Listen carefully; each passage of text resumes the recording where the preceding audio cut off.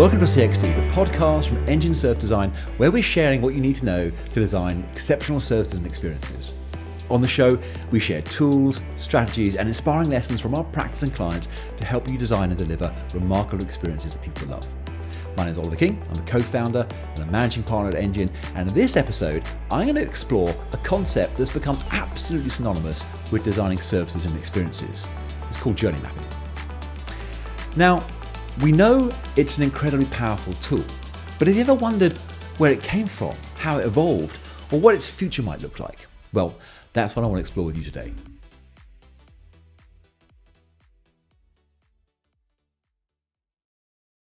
Let's start by being clear about what we understand journey mapping to be. First of all, journey mapping is a process, and a journey map is an output of that process.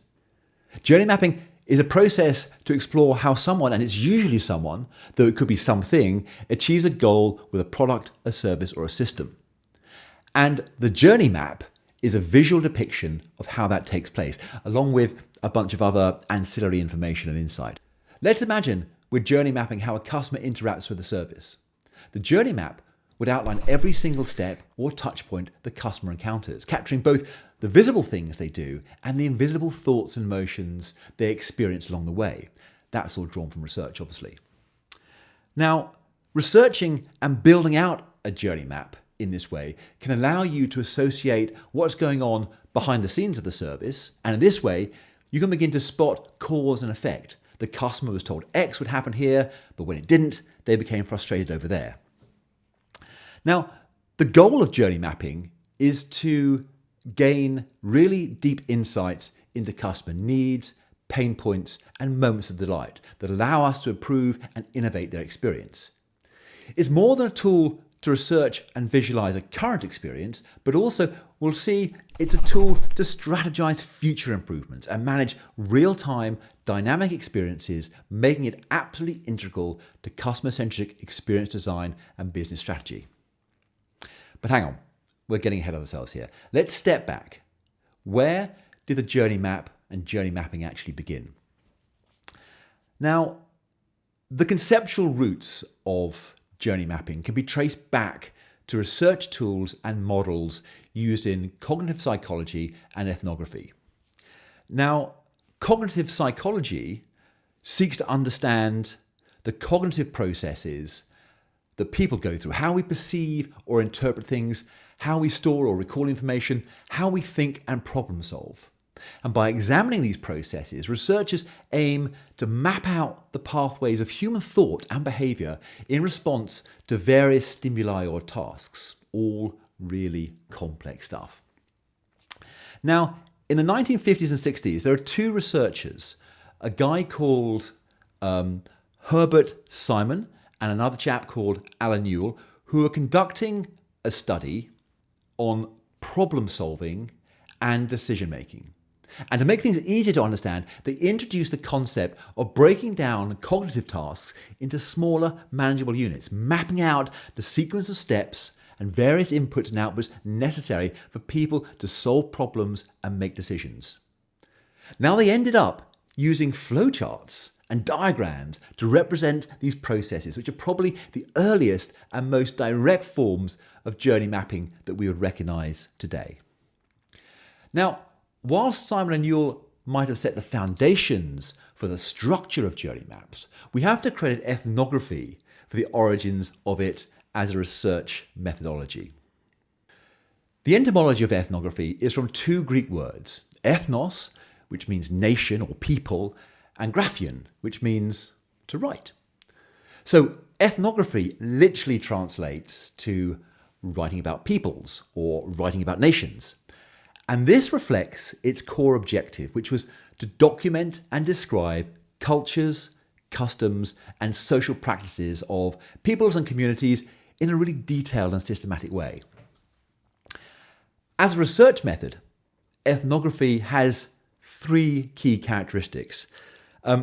The first is that researchers deeply engage with the people and communities they're studying.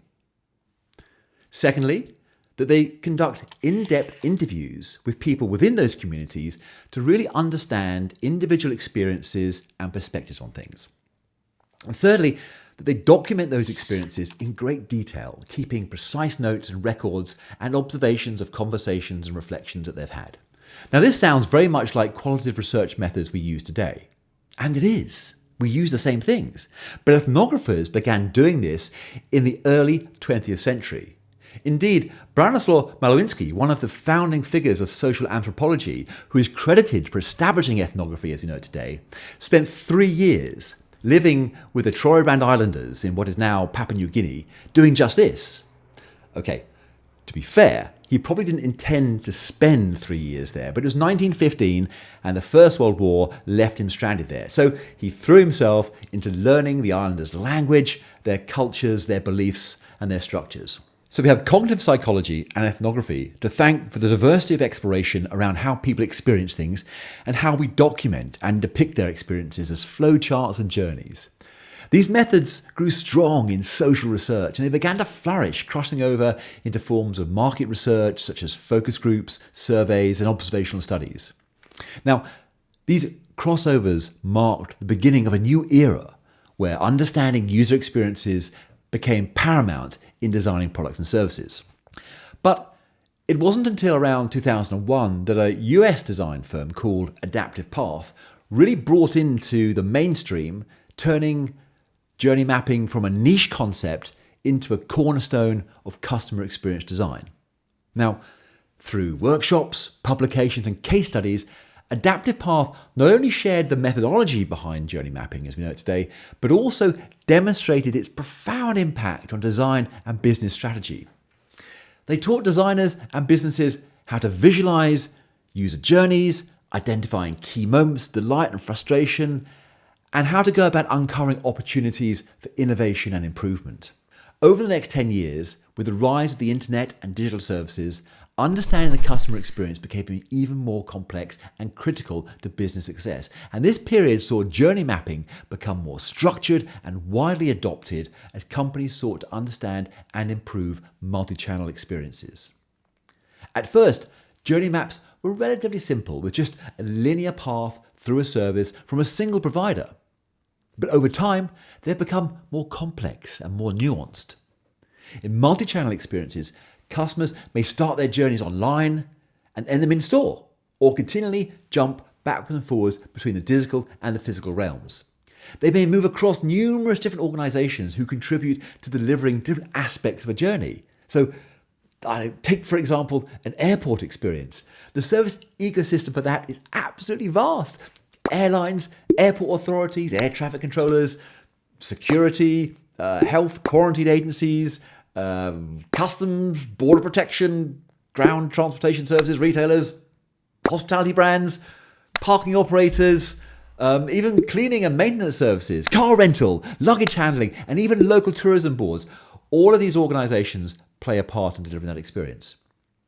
And as journey maps have become more sophisticated, they can represent different paths that the same customers take. For example, the happy path, where everything is going well, or the unhappy path, where things are going badly. Now, these maps reflect not every journey is straightforward and that obstacles, frustrations, and detours are all part of the customer experience that needs to be handled within the experience design. Journey maps can also reflect how customers with different attitudes and different capabilities experience journeys differently. A digital platform might be easily navigable by a tech-savvy customer, but challenging for those less comfortable with technology. Journey maps can depict these variances by segmenting customer personas and mapping distinct paths based on customer skills, preferences, and behaviors, offering insights into how each group encounters and overcomes specific pain points. Journey mapping has transitioned from ethnography through market research to customer experience design. And we're now seeing it become established as a strategic tool in other business functions, such as service operations, where it's used to help align services with customer needs, informing decision-making, processes, innovation strategies, and organizational change. Okay, we've looked at the evolution of journey mapping. We've seen it transform from a simple tool in cognitive psychology to a cornerstone of customer experience design. Initially, journey maps were straightforward, charting a linear path through a service. But as customer interactions have become more complex and multi-channel, the complexity of these maps has had to multiply too. They've also diversified, and there are lots of different types of journey maps used for different purposes. There's the as is and the to be journey map, which depict current and future experiences. There are user journey maps, which explore digital interactions exclusively, like apps and websites. There are employee journey maps, which particularly focus on people in service roles who directly impact customer experiences. And then there are some more esoteric maps called service blueprints, concepts of experience, or days in the life, which we'll explore and discuss how to create in future episodes. But with advancements in technology, particularly AI and machine learning, we're on the cusp of seeing journey mapping evolve yet again, leveraging these technologies to not only understand and improve the current state of customer experiences, but also anticipate customers' future needs and drive real-time service delivery. Looking ahead, journey mapping is going to play an increasingly strategic role in guiding business decisions, innovation, and change. Its evolution from a static document to a dynamic strategic tool really underscores the growing importance of deeply understanding and continually adapting to the customer's perspective in order to deliver remarkable experiences they'll love. Okay, so thank you for joining me today.